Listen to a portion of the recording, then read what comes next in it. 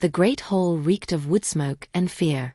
My kind of fear, the kind that settled in your bones when you stood in a room with predators who could smell weakness like blood in water. I pressed myself against the stone pillar near the eastern entrance, my healer's satchel digging into my hip, watching the spectacle unfold with the same dread one feels watching a wolf circle wounded prey. Every unmated she-wolf from the southern territories had been summoned. Not requested. Summoned. When the Lycan King issues a command, you don't send regrets. The flagstone beneath my feet seemed to leach warmth through my boots.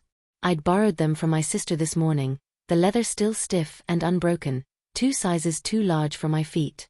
Everything about me felt borrowed tonight. The midnight blue dress that hung slightly loose at my shoulders, the silver comb pinning back my pale hair, even the courage that had gotten me through the palace gates. Around me, daughters of pack leaders and warrior bloodlines moved through the crowd like they'd been born to stand before kings. Their wolves were probably already preening beneath their skin, eager to be seen. Mine had gone silent the moment we'd crossed the threshold. Hold your head up. My sister's voice still echoed in my skull from our last moment alone in the antechamber. For once, Sylvia, don't give them a reason to pity us. Pity. Not quite as cutting as weak, but close enough. That word had shadowed me since my first shift, since the night my wolf emerged silver-furred and gentle-eyed, built for endurance rather than the kill. Not like my sister's wolf, all burnished gold and alpha dominance. Not like anyone here, really. I watched the Lycan King from my half-hidden vantage point, and something in my chest tightened despite every instinct screaming at me to look away. He stood on the dais like a monument to violence barely contained, flanked by warriors whose scars told stories my sheltered life had never prepared me for. Wargen. Even his name sounded like a warning growl. He was exactly what the whispered rumors had promised and worse. Massive frame draped in dark leather and ritual scars, long hair pulled back to reveal a face that looked like it had been carved with a dull blade and never softened.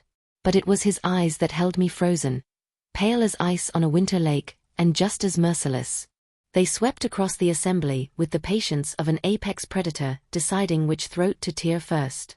When those eyes began to move methodically through the crowd, examining each face with an intensity that felt invasive, possessive, I understood with sudden clarity what my mother had meant when she'd gripped my shoulders this morning and whispered, "This is not a celebration. This is a claiming." My wolf, silent for so long, finally stirred. Not with excitement or anticipation, but with a single trembling question that I didn't yet have the courage to answer. The Lycan King's gaze swept closer. Row by row. Face by face. And I realized with growing horror that there was nowhere left to hide. His eyes found me before I could even think to run. One moment I was pressed against the pillar, praying to become stone, and the next his attention locked onto me with the precision of a hunter spotting movement in tall grass. The conversations around me seemed to drain away, leaving only the sound of my own heartbeat thundering in my ears. Wargen moved through the crowd like water parting around a blade. Wolves who moments ago had been preening and postured suddenly found reasons to step aside, to examine their fingernails, to be anywhere but in his path.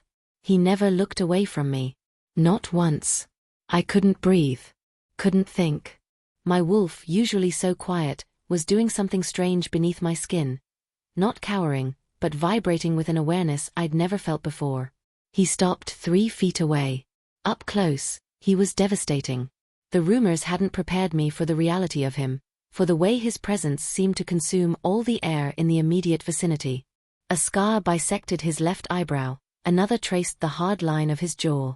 His chest rose and fell with measured breaths, but there was something predatory in his stillness, like a storm waiting to break.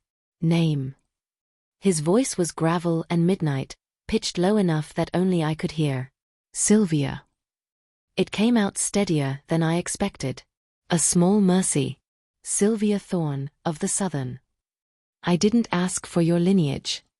Those pale eyes dragged over my face, my throat lower, then back up in a way that felt like being flayed open. Have you hit subscribe? No. Hit it now, he growled. Do you have a mate? The question hit me like a physical blow. Around us, I could feel the weight of attention, of ears straining to catch my answer even as faces remained carefully turned away. No. The word barely made it past my lips. Something flickered in his expression. Too fast to name, too dangerous to ignore. He leaned closer, and I caught the scent of leather and pine and something wild that made my wolf press forward against my skin, curious despite her fear. "Are you promised to anyone?" Each word came slower now, deliberate. "Spoken for? Claimed by another wolf in any way?" I should have lied. Should have invented a fictitious mate in some distant territory. Should have done anything except tell this terrifying king the truth. Not yet. The growl that erupted from his chest wasn't entirely human. It vibrated through the stone floor, through my bones, resonating in the hollow spaces of my ribs like I'd been struck from the inside. Several wolves nearby actually flinched. My sister, somewhere in the crowd, made a sound like strangled horror. But I couldn't look away from Wergen's face. His pupils had blown wide, nearly swallowing the ice pail of his irises. His massive hands had curled into fists at his sides, knuckles white with the force of whatever he was holding back. "Not yet," he repeated, and the words sounded like both a question and a threat. "Meaning you intend to be?" No, I just meant," I was stammering now, heat flooding my cheeks. "It's just an expression. I'm not. There's no one." He stared at me for 3 heartbeats. 4. 5. Then, without warning, he reached out and caught my chin between his thumb and forefinger. His touch was surprisingly gentle for hands that size, but there was possession in it, a claiming that sent electricity racing down my spine. "There is now." 2 words. Simple. Absolute. Spoken with the casual certainty of someone who had never been denied anything in his life. His beta, a scarred man with calculating eyes, cleared his throat from somewhere behind the king's shoulder. "Your Majesty, perhaps." "She stays." Wergen released my chin but didn't step back. "Tonight. Tomorrow. Until I say otherwise." He turned and walked away, his guard falling into formation around him, leaving me standing there with my world tilted completely off its axis and every eye in the great hole burning into my skin. The summons came 3 hours later, delivered by a stone-faced guard who wouldn't meet my eyes. Just a folded piece of parchment with 2 words in brutal, slashing script, "East Library." Now. I'd been confined to a guest chamber in the south wing, a room far nicer than anything I'd ever slept in, but that felt suffocating in its silence. My sister had tried to visit twice. Both times I'd pretended to be asleep, unable to face whatever mixture of envy and recrimination would be waiting in her eyes. The East Library sat at the far end of the palace, accessed through a corridor lined with portraits of previous rulers. Each face looked more severe than the last, all sharp angles and harder edges, as if mercy had been bred out of the bloodline generations ago. My burrowed boots echoed against the marble, announcing my approach long before I reached the massive oak doors. I didn't knock. Something told me he'd know I was there. The library was darker than I expected, lit only by a fireplace at the far end and a scattering of candles that cast more shadows than light. Books lined every wall from floor to ceiling, the smell of old leather and aging paper thick in the air. And there, silhouetted against the fire, stood Wergen. He'd shed the ceremonial leather from earlier. Now he wore only dark pants and a loose shirt that did nothing to hide the brutal efficiency of his build. His hair hung loose around his shoulders, softening him by the barest degree. He didn't turn when I entered. "Close the door." I obeyed, my hands trembling slightly as I pulled it shut. The click of the latch felt too loud, too final. "Do you know why you're here?" His voice was quieter now, stripped of the command that had echoed through the great hall. "To be told what you've decided for me, I imagine." The words came out sharper than I intended, months of being spoken for instead of spoken to finally bleeding through my careful composure. That got his attention. He turned, and in the firelight his eyes looked less like ice and more like winter sky just before dawn. "You think I've decided something? Haven't you? You said I stay. You didn't ask. You declared." A muscle worked in his jaw. He moved closer, stopping just outside the circle of candlelight where I stood. "I could send you away right now. Would you prefer that?" The honest answer caught in my throat. No. Despite the fear, despite the insanity of the entire situation, something in me had quieted the moment he'd touched my face. My wolf had stopped her anxious pacing. For the first time in years, I'd felt settled. I don't understand what you want from me, I said instead. He exhaled slowly, and for a moment he looked less like a king and more like a man carrying a weight too heavy for even his shoulders. I don't either. Not entirely. He dragged a hand through his hair, a gesture so unexpectedly human it made my chest ache.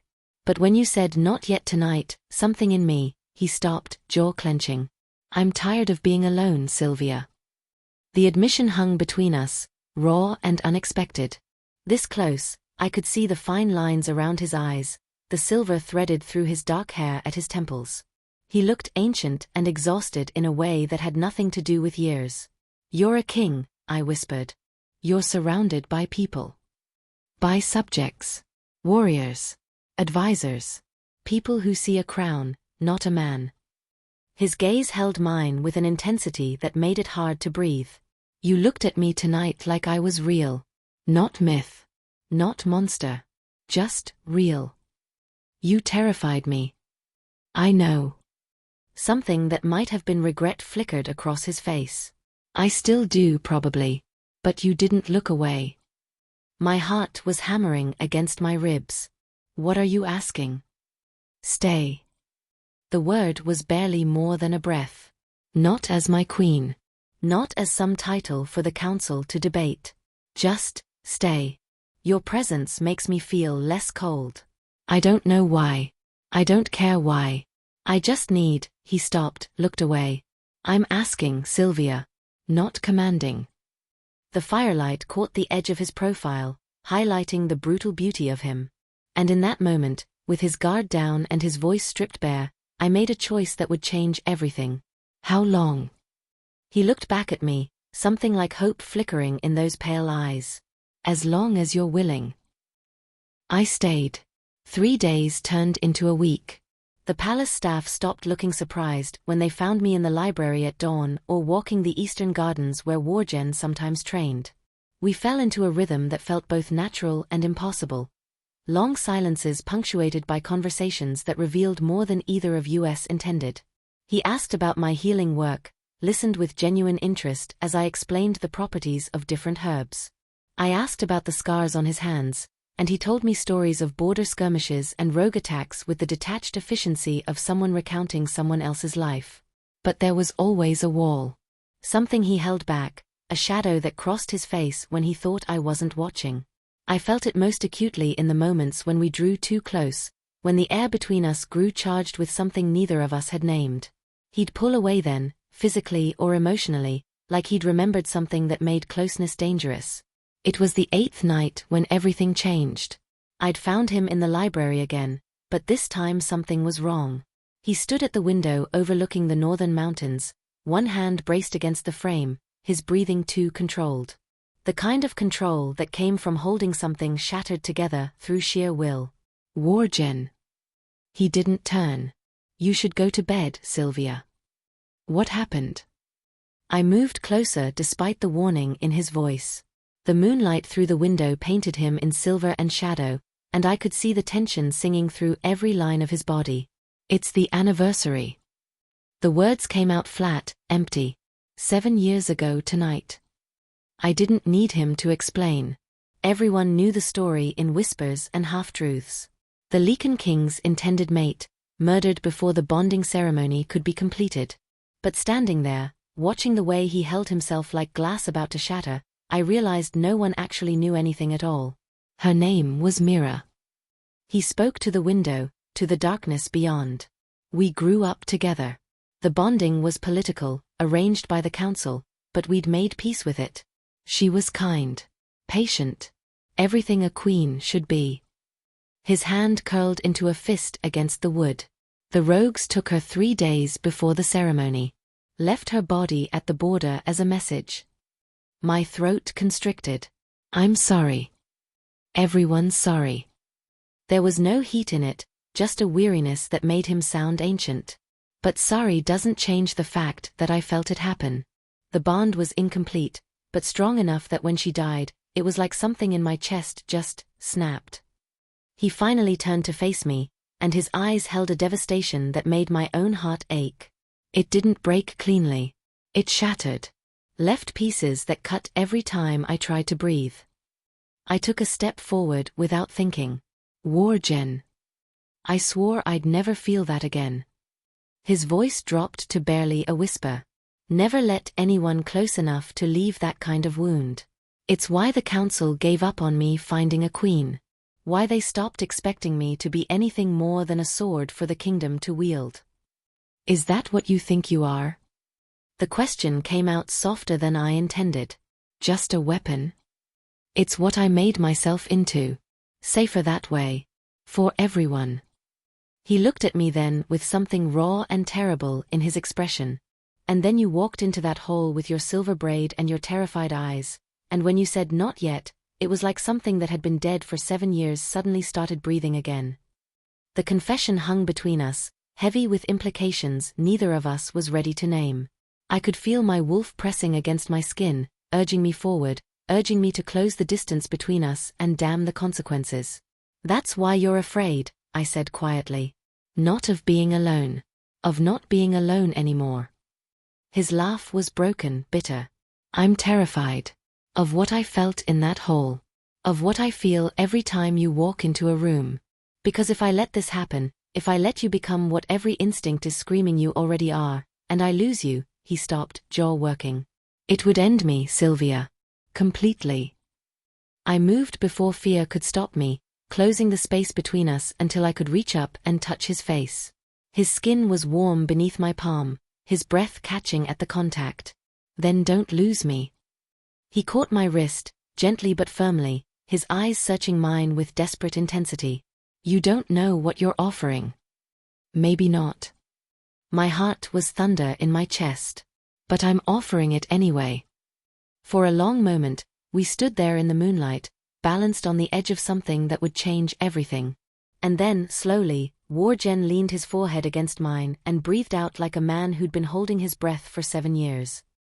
I found her in the palace infirmary 2 days later, one hand resting on the pronounced swell of her belly while she directed 2 healers in organizing medicinal stores. Issa, the beta's mate. I'd seen her from a distance during meals, always seated near the dais with her husband Garrick, the scarred man who'd tried to intervene that first night in the Great Hall. She looked up when I entered, her sharp green eyes assessing me with the kind of intelligence that made me suddenly aware of how I'd been drifting through the palace in a haze of Wergen's presence. Her dark hair was pulled back in a practical braid, and despite being heavily pregnant, she moved with the confidence of someone who knew exactly where she stood in the hierarchy. So you're the one, she said without preamble, dismissing the healers with a subtle gesture.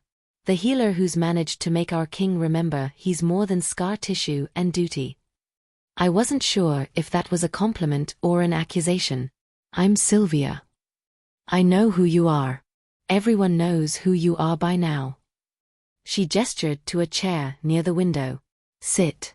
You look like you haven't slept properly in days. She wasn't wrong. The nights since Wergen's confession had been restless, my mind replaying the feel of his forehead against mine, the broken sound of his breathing. I'm fine. You're terrible at lying. Issa settled into the opposite chair with a small grunt, rubbing her belly absently. Let me guess. He's been gentle with you. Careful. Asking instead of commanding. Making you feel seen in a way you've never felt before. Heat crept up my neck. I don't think that's. I'm not judging. I'm warning. Her expression softened slightly, but her eyes remained serious. You're sunlight to him, Sylvia. I've watched him over the past week. He's lighter. More present. For the first time since I've known him, he doesn't look like a man waiting to die. She paused, letting that sink in. But sunlight casts shadows. And there are people in this palace who prefer their king cold and distant. A chill traced down my spine despite the warmth of the infirmary. What do you mean?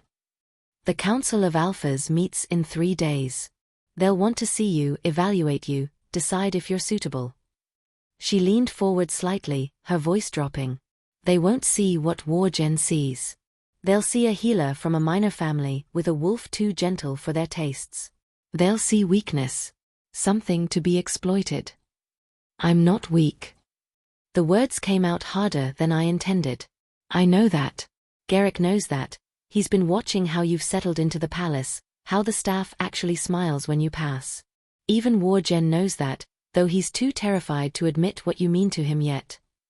Issa's hand moved to her belly again, protective. But the council doesn't care about quiet strength. They want claws and dominance. They want a queen who'll bear heirs and stay silent during strategy meetings. That's not who I am. No. And that's exactly why they'll try to break you. She held my gaze steadily. Wargen lost his first mate to rogues, but he lost himself to grief. The council learned they could steer him if they kept that wound open, reminded him that caring for anyone made him vulnerable. You healing that wound threatens their influence. I felt something cold settle in my stomach. Are you saying they'd hurt me to control him? I'm saying they'd make him believe you're a liability. Plant doubts. Whisper about how enemies might use you against him. Make him think pushing you away is protecting you. She shifted in her chair, wincing slightly. My husband serves the king with absolute loyalty, but even he's heard the council members discussing their concerns. You're not what they planned for. You're a complication. Maybe I should leave. The words tasted like ash, but I forced them out. If my being here puts him in a difficult position. And confirm everything they believe? That you're too soft for this world. Issa's voice sharpened. No. If you care about him at all, you fight. You stand before that council and show them that gentle doesn't mean weak. That a healer can have a spine made of steel when necessary. I looked out the window at the training grounds below, where wolves sparred in their human forms, all brutal efficiency and calculated violence. Everything I'd never been. Everything I'd been taught to believe I couldn't be. I don't know how to be what they expect. Good. Issa smiled, small and fierce. Expectations are cages. Be what he needs instead. Be exactly who you are, and make them choke on their assumptions. Her baby kicked then, visible even through her dress, and she laughed softly. See? Even this one agrees. Now go. Rest. The council meets in 3 days, and you'll need every ounce of strength you have. I left the infirmary with her warning ringing in my ears, and the terrifying knowledge that the real battle for Wergen's heart wasn't against rogues or distance. It was against the very people sworn to serve him. Don't forget to subscribe. The council chamber smelled like old leather and older grudges. 7 alphas sat in a semicircle around a raised platform where I stood alone, feeling every inch the prey animal they clearly believed me to be. Wargen sat apart from them, positioned at the head of the room on a throne that looked more like a cage than a seat of power. His face was carefully blank, but I could see the tension in his shoulders, the way his fingers gripped the armrests. He'd warned me this morning, voice tight with barely controlled rage. They'll test you. Push to see if you break. I can't interfere without making it worse. Now, standing under the weight of their collective scrutiny, I understood what he'd meant. Miss Thorne. The speaker was Alpha Corvin, a grey-haired man with eyes like flint. We've been informed you've taken up residence in the palace. Care to explain the nature of your relationship with our king? The words were polite. The tone was acid. I'm his guest. My voice came out steadier than my heartbeat. At his invitation. Guest. Another alpha, younger but no less hostile, leaned forward. How convenient. And does this guest understand the delicate political position she's placed His Majesty in? The appearance of favoritism toward a minor family? The implications. I understand you're concerned. I kept my chin level, remembering Issa's words. Be exactly who you are. But with respect, I didn't seek this position. The king summoned all unmated wolves. I answered, same as everyone else. Yet you're the only one still here. Corvin's voice was silk over steel. The only one who somehow convinced our king to abandon 7 years of appropriate caution. Tell me, what exactly did you offer him? The insinuation in his words made my cheeks burn, but beneath the embarrassment, anger sparked. These men who claimed to serve him were reducing everything between us to manipulation and transaction. I offered him nothing. The words came out harder than I intended. He asked me to stay. I chose to. That's all. That's everything. A third alpha, scarred and battle-worn, spoke for the first time. Our king cannot afford distractions. He leads the territories through strength and clear judgment. You, Miss Thorn, with your healing herbs and gentle wolf, represent neither. No. The word escaped before I could stop it. I represent what he's been denied for 7 years. Someone who sees him as more than a weapon for you to point at your enemies. The silence that followed was absolute. I'd crossed a line, and we all knew it. But standing there, watching them try to dissect my worth like I was some puzzle to be solved, something in me had snapped. You think I'm a weakness? I looked at each of them in turn, holding their gazes even as my wolf trembled beneath my skin. Something to be examined and found wanting because I don't know how to tear throats or dominate through violence. But I've spent the past 10 days watching how this court operates. How you all circle him like he's a prize you're afraid of losing control over. You forget yourself, Corvin started, but I cut him off. I'm a wolf who sees the truth. And the truth is that your king has been alone in a room full of people for 7 years because none of you want him to heal. You want him cold and distant because it makes him predictable. Easier to manage. My hands were shaking now, but I forced myself to keep going. I'm not a weakness. I'm a threat to the convenient grief you've built your influence on. Enough. Wergen's voice cut through the chamber like a blade. He rose from his throne, and the air itself seemed to shift, charged with barely leashed power. This interrogation is over. Your Majesty, we only seek to protect, Corvin tried, but Wergen's expression stopped him cold. To protect what? Your position? Your carefully maintained control. He moved to stand beside me, and I felt the heat of him like a shield against their judgment. Sylvia stays. Not because she's manipulated me or offered me anything beyond honesty, but because for the first time since Mira died, I feel like I might remember how to live instead of just survive. His hand found mine, fingers interlacing with a sureness that sent electricity up my arm. You want to question her worth? Question mine instead. Because if she's not strong enough to stand beside me, then I'm not strong enough to lead you. The alphas exchanged glances, calculation visible in every face. They'd lost this round, and we all knew it. But as Wergen led me from the chamber, his grip tight on my hand like I might disappear if he let go, I couldn't shake the feeling that we'd won a battle but not the war. Outside the doors, he pulled me into an alcove and pressed his forehead to mine, breathing hard. You were magnificent. I was terrified. I know. His thumb traced my cheekbone, gentle despite the violence still singing in his frame. But you didn't break. They tried, and you didn't break. I closed my eyes, letting myself lean into his touch. They're going to keep trying. Let them. His voice dropped to a growl that resonated in my chest. They can't touch what I won't let them take. The northern territories were nothing like the manicured grounds of the palace. Ancient pines rose like sentinels through mist so thick I could barely see 10 feet ahead, and the air tasted of moss and wild things. Wergen had insisted on the journey, claiming he needed to inspect the border patrols, but I'd seen the calculation in his eyes. He was showing me his world, testing if I could survive in it. We'd been riding for 2 days, accompanied by a small guard that included Garrick and 3 others who treated me with wary politeness. The further north we traveled, the more the landscape transformed into something primal and untamed. My wolf, usually so quiet, had been pressing closer to the surface, intrigued by the wilderness in a way she'd never been in the controlled south. Alpha Fenrir's compound sat in a clearing carved from the forest itself, all rough-hewn timber and practical defenses.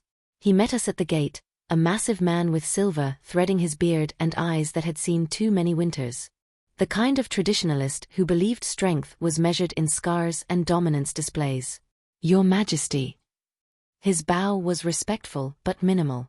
We weren't expecting you for another month. Plans changed. Wergen dismounted, helping me down with a steadying hand at my waist. I wanted to see the northern preparations personally, and to introduce you to Sylvia Thorne. Fenrir's gaze swept over me, assessing and finding me wanting in the space of a heartbeat. The healer. We've heard stories. I'm sure you have. I kept my voice level, though his dismissal stung more than I wanted to admit. We were shown to guest quarters and fed a meal of venison and root vegetables that tasted of smoke and earth. Fenrir's pack watched me throughout, their silence more telling than words. I was an outsider here, soft and southern, exactly the kind of wolf they'd been taught to view as weak. It was the screaming that changed everything. A child, no more than 7, had been brought in from the outer patrol. He'd fallen during training, a gash across his arm that wouldn't stop bleeding. The pack's healer, an elderly woman with arthritic hands, was struggling to thread the needle for stitches while the boy sobbed in pain. I was moving before I thought, my healer's bag already in hand. Let me help. The old woman looked to Fenrir, who'd followed the commotion. He stared at me for a long moment, then gave a single nod. The wound was deeper than it looked, the kind that needed more than thread to heal properly. I cleaned it with practiced efficiency, mixing a poultice of yarrow and comfrey from my supplies while murmuring softly to the boy. His name was Ren, and he was terrified of disappointing his father, a warrior in Fenrir's personal guard. You won't disappoint anyone, I told him, applying the poultice with gentle pressure. Healing isn't weakness. It's how we survive to fight another day. The boy's breathing steadied as the herbs began their work, numbing the pain. I stitched the wound closed with small, precise movements, then wrapped it in clean linen. Keep it dry for 3 days. Come find me if it feels hot or starts to smell different. Thank you, he whispered, and something in his voice, pure and unguarded, made my throat tight. When I looked up, Fenrir was watching me with an expression I couldn't quite read. Warjen stood beside him, arms crossed, a small smile playing at his lips. Your poultice. Fenrir's voice was gruff. What was in it? Yarrow for bleeding, comfrey for tissue repair, a touch of calendula to prevent infection. I straightened, meeting his eyes. My mother taught me. She said the best healers work with the body's natural strength, not against it. Practical. He looked at the boy, now resting comfortably in his father's arms. Not flashy, just effective. It wasn't quite approval, but it was close. That night at dinner, Fenrir seated me at the main table instead of with the junior wolves. He asked about my training, actually listened when I explained different healing techniques. And when one of his warriors made a comment about southern softness, Fenrir shut him down with a look that could freeze blood. Later, as Warjen and I walked the perimeter of the compound, mist curling around our feet like living smoke, he pulled me close. You won him over. I just did what I know how to do. Exactly.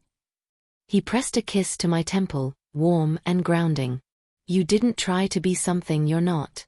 You proved that healing is its own kind of strength.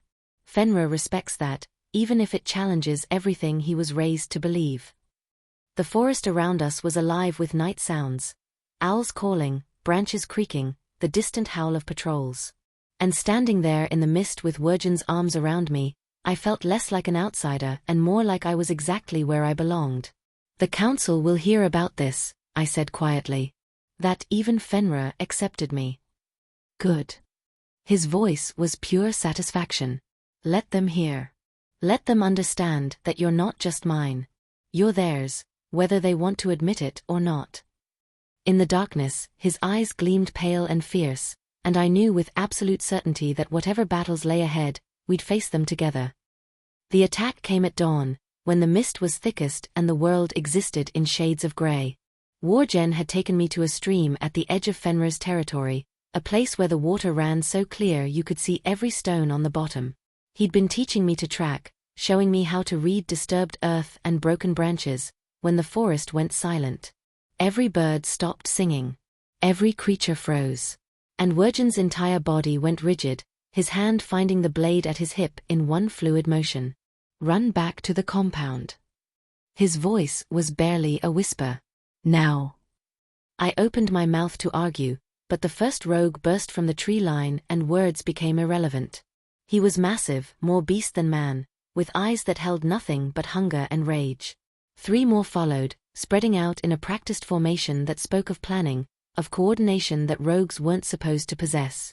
Wargen moved like violence given form. His blade caught the first attacker across the throat before the rogue could complete his lunge. But there were too many, and they were too organized. Garrick and the other guards were engaged with their own fights, the sound of steel on steel ringing through the morning air. I should have run. Every instinct screamed at me to flee back to safety. But my wolf was howling beneath my skin, frantic with a fear I didn't understand. Not fear for myself. Fear for him. The rogue with the silver blade came from Wergen's blind side, while he was locked in combat with 2 others. I saw the weapon catch the light, saw the unnatural sheen that meant it had been treated with something specifically designed to harm our kind. Time seemed to slow as the blade arced toward Wergen's ribs. No. The scream tore from my throat. Wargen turned at my voice, saw the blade too late. It caught him just below his left shoulder blade, driving deep. The smell of burning flesh hit the air, acrid and wrong. Silver poisoning. I watched him stagger, watched his knees hit the ground near the stream's edge, watched his blood stain the smooth stones beneath him. Something inside me shattered. I was running before I knew I'd moved, my healer's bag clutched in shaking hands. Garrick had killed the rogue with the silver blade, was now standing guard over his fallen king, but I barely saw him. My entire world had narrowed to Wergen's ashen face, the way he was struggling to breathe, the blood that was flowing too fast, too red against the grey stones. Move. I dropped to my knees beside him, already digging through my supplies with hands that wouldn't stop trembling. Silver poisoning, I need. Sylvia. His voice was rough, damaged. You need to go. If they regroup. Shut up. Tears were streaming down my face now, blurring my vision as I pulled out every herb I had that might counteract silver. Just shut up and let me work. His hand caught my wrist, surprisingly strong despite the poison working through his system. And when I looked up, when our eyes locked, the world exploded. It felt like lightning striking directly into my chest. Like every nerve ending in my body had been set aflame. The mating bond, dormant and waiting, crashed over us like a tidal wave, drowning everything else in its wake. I felt him, not just his pain but everything. His fear, not for himself but for me. His desperate, aching love that he'd been too terrified to name. The way he'd been fighting this pull since the moment I'd whispered, "Not yet," in the great hall. And he felt me too. I knew it from the way his eyes went wide, pupils blown so large they swallowed the pale ice of his irises. Could feel him experiencing my terror, my determination, the fierce protectiveness that had sent me running toward danger instead of away from it. Sylvia. My name on his lips sounded like a prayer and a curse. Oh gods, Sylvia, the bond. I know. My hands were steadier now, working with a sureness that came from somewhere beyond training. The bond was singing through me, showing me exactly what he needed, guiding my movements as I packed the wound with yarrow and whispered the old healer's words my mother had taught me. I feel it. I feel everything. His blood was hot against my hands, the silver still burning him from the inside, but I could feel the bond pushing back against the poison, lending him strength he shouldn't have. Our wolves were twining together beneath our skin, 2 halves of a whole finally recognizing each other. Don't you dare die on me. I was sobbing openly now, pressing bandages against the wound while my wolf howled in harmony with his. Not now. Not when I just found you. Not when you just found me. Never. His hand came up to cup my face, thumb wiping away tears even as his own strength wavered. My mate. My Sylvia. I'm not going anywhere. The word hung between us, crystalline and unbreakable. Mate. Not chosen by politics or convenience or careful planning, but by something older and deeper than any of us could fight. Around us, the battle had ended. Fenrir's reinforcements had arrived, drawn by the sounds of combat. But I couldn't look away from Wergen's face, couldn't stop feeling the bond settling into place like a key turning in a lock we'd both been trying to ignore. The council, I whispered, still working to stabilize him. They'll never accept this. His laugh was weak but genuine, colored by the bond singing between us. They don't have a choice. Neither did we, apparently. And despite everything, the blood, the pain, the danger still lurking in the shadows, I found myself smiling through my tears. Because he was right.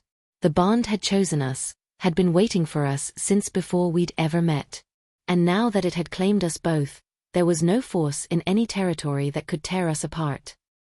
They held the ceremony 3 nights later, under a moon so full it turned the palace courtyard silver. Wargen had insisted on waiting until he could stand without assistance, until the silver poisoning had worked its way from his system enough that he could complete the ritual properly. The wound still ached through our bond, a distant throb I felt in my own chest, but he moved with the controlled grace of a predator who refused to show weakness. The entire court had assembled. Not just the palace wolves, but representatives from every territory, summoned by Fenrir himself who'd sent riders the moment the bond had snapped into place. Alpha Corvin and his council stood in the front row, their faces carved from stone. Behind them, tier after tier of witnesses, all dressed in ceremonial blacks and silvers. And there, near the back, I spotted Vera. My sister. Her golden hair gleamed in the moonlight, perfect as always, but her expression was something I'd never seen before. Not quite anger. Not quite hurt. Something darker and more complicated that made my stomach twist with a guilt I didn't quite understand. Ignore her. Wergen's voice was low, meant only for me. We stood at the center of a circle marked by ancient stones, waiting for the ritual elder to begin. This moment belongs to us. Not to anyone's expectations or disappointments. But I couldn't look away from Vera's face. The sister who'd always been everything I wasn't. Strong, dominant, the pride of our family. The one who'd hissed at me to stand straight, to not make them look weak. Now she watched the overlooked daughter about to be claimed as Lycan Queen, and the envy in her eyes was bitter enough to taste. We begin. The ritual elder, a woman older than time itself, stepped forward with a ceremonial blade that caught the moonlight. Under the full moon's witness, in the presence of pack and territory, we acknowledge the sacred bond between Wargen, king of the Lycan territories, and Sylvia Thorne, healer and chosen mate. The words washed over me, ancient and powerful. Wargen took my hand, and even that simple touch sent the bond humming through us both, a connection so deep it felt like we shared the same heartbeat. Do you, Wargen, claim this woman as your mate? Your equal in all things? Your partner in strength and vulnerability, in triumph and hardship? The elder's voice carried across the silent courtyard. I do. His voice was rough with emotion. She is my mate. My equal. The other half of my soul I thought I'd lost the right to find. The elder turned to me, and I felt the weight of hundreds of eyes. The council's skepticism. Fenrir's grudging respect. Isa's encouraging smile. Vera's bitter envy. All of it pressing down like a physical force. Do you, Sylvia, claim this man as your mate? Understanding that you will stand beside the most powerful wolf in the territories? That you will be strength when he falters, light when darkness threatens, and that your choices will affect thousands. My throat was tight, but my voice came out clear. I do. He is my mate. My equal. The one who saw me when everyone else looked through me. The elder raised the ceremonial blade. Then let blood seal what the bond has already claimed. Wergen's palm first, a shallow cut that welled red in the moonlight. Then mine, the sting sharp but bearable. The elder pressed our hands together, and where our blood mixed, the bond flared so brightly I gasped. It felt like we were being rewritten at a cellular level, 2 separate beings becoming something more. Before the moon and witnesses, I declare this bond complete. The elder's words resonated with power. Sylvia Thorne is now Sylvia, mate and queen of the Lycan territories. What the moon has joined, let no wolf tear asunder. The courtyard erupted in howls, hundreds of wolves giving voice to their acknowledgement. But I only had eyes for Wargen, who was looking at me like I'd hung the moon itself. He pulled me close, pressing his forehead to mine in the gesture that had become ours. My queen, he murmured against my lips. My impossible, perfect mate. Your healer, I corrected, smiling through tears I couldn't quite explain. Who happens to be your queen? When he kissed me, the bond sang between us, and I felt his joy mixed with mine until I couldn't tell where one ended and the other began. The courtyard was cheering now, the ritual complete, but I was distantly aware of movement at the back of the crowd. Vera turning away, her shoulders rigid with something that looked like grief. I wanted to call out to her, to bridge whatever gap had opened between us. But Werjan's arms were around me, the bond was settling into place like coming home, and the weight of a crown I'd never asked for was somehow exactly what I'd been meant to carry all along. Later, as we stood on the balcony overlooking the territories that were now partially mine to protect, Werjan pulled me close. "Do you regret it? Giving up your quiet life for all of this?"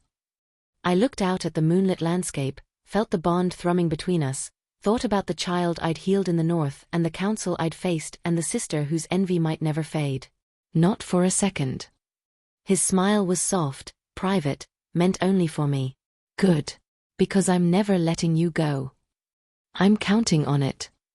And as the moon climbed higher, casting silver light over a kingdom I'd never imagined belonging to, I finally understood what my mother had meant when she'd said strength comes in unexpected forms.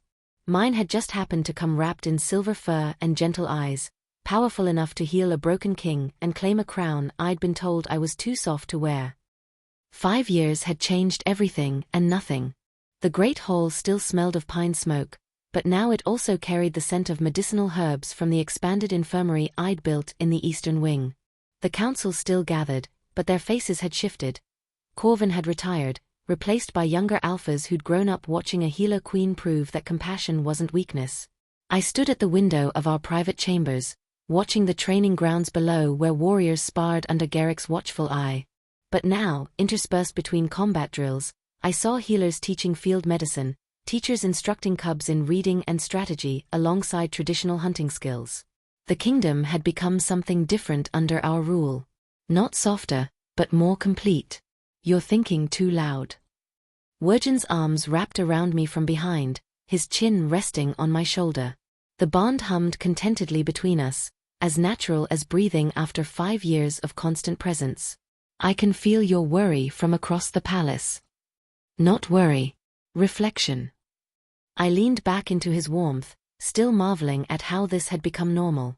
How the terrifying king from that first night had become the man who brought me tea without asking, who knew when I needed silence and when I needed to talk. Fenrir sent word. The Northern Territories have had their first winter with 0 losses to preventable illness. "Because you taught them your mother's remedies." His arms tightened slightly. "Because you went there yourself, 6 months pregnant, and showed them that healing knowledge was worth as much as hunting skill." Our daughter was 3 now, silver-furred like her mother but with her father's pale eyes. She was currently terrorizing her nursemaids somewhere in the palace, probably trying to heal her toys with mud poultices. The thought made me smile. "The council wants to expand the healer training program to the Western Territories," I said.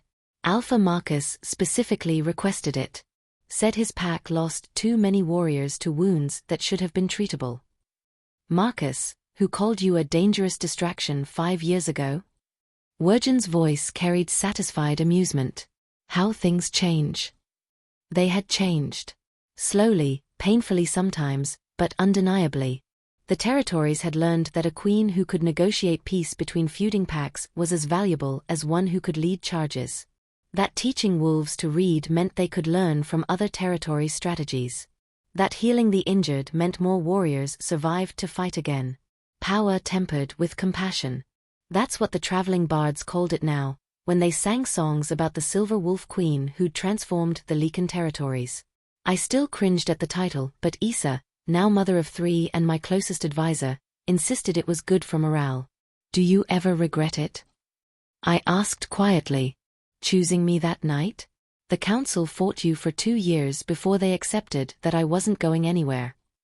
Werjan turned me in his arms, his expression fierce despite the gentleness of his touch. "Every single day." My heart stuttered before I saw the teasing glint in his eyes. "I regret that I wasted 7 years being alone when you were out there waiting to walk into my life and turn everything I thought I knew upside down." His thumb traced my cheekbone in the gesture that had become his. "I regret every moment before you. Not a single one after." The bond flared with the truth of his words, and I felt my eyes burn with tears I refused to shed. You're not allowed to make me cry before the territorial summit. The summit isn't for 3 hours. That gives me plenty of time. He kissed me softly, and even after 5 years, it still felt like the first time. Still made the bond sing between us like recognition and homecoming wrapped into one. A crash from somewhere down the hall, followed by our daughter's delighted laughter and a nursemaid's exasperated sigh, broke the moment. Warjen groaned. She's definitely yours. That's the 3rd vial of medicine she's borrowed this week. She's definitely ours, I corrected, pulling away reluctantly. Your stubbornness, my curiosity, and both our complete inability to follow rules we think are stupid. As we moved through the palace toward the inevitable chaos our daughter had created, I caught sight of our reflection in a corridor mirror. The terrified girl in a borrowed dress was gone, replaced by a woman who wore silver and authority with equal comfort. And beside her, the broken king had become a partner, an equal, exactly what we'd both needed even when we hadn't known we needed it. That evening, at the territorial summit, I stood before the assembled alphas and presented the expansion proposal for healer training. Not as Wergen's mate seeking permission, but as their queen stating what would be. Some still looked skeptical. Most looked thoughtful. And a few, including Fenrir, whose grandson I'd saved from infection last winter, looked at me with something approaching pride. Later, much later, when the palace had quieted and our daughter was finally asleep, Wargen found me in the library where it had all truly begun. Where he'd admitted he was tired of being alone. Where I'd chosen to stay. The council approved your proposal, he said, settling beside me. Unanimous vote. They did. I looked up from the healing manuscript I'd been studying, surprised despite myself. You've proven yourself 100 times over, Sylvia. They'd be fools to doubt you now. He pulled me against his side, and the bond settled into that perfect contentment that came from being exactly where we belonged. My mate. My queen. The wolf who saw me when I'd forgotten how to see myself. And sitting there in the firelight, surrounded by books and possibilities and a future we'd built together from broken pieces and gentle strength, I finally let myself believe what the bond had been telling me since that first night. I was exactly what he'd needed. And he was exactly what I'd deserved all along. If you enjoyed this story, please subscribe to the channel for more werewolf romance tales, alpha kings, rejected mates, and powerful omega stories. Hit the notification bell so you never miss an upload. Leave a comment below telling me what you thought of Sylvia and Wergen's story and what kind of werewolf stories you'd like to see next. Your support means everything and helps me create more content like this. Thank you for reading, and I'll see you in the next.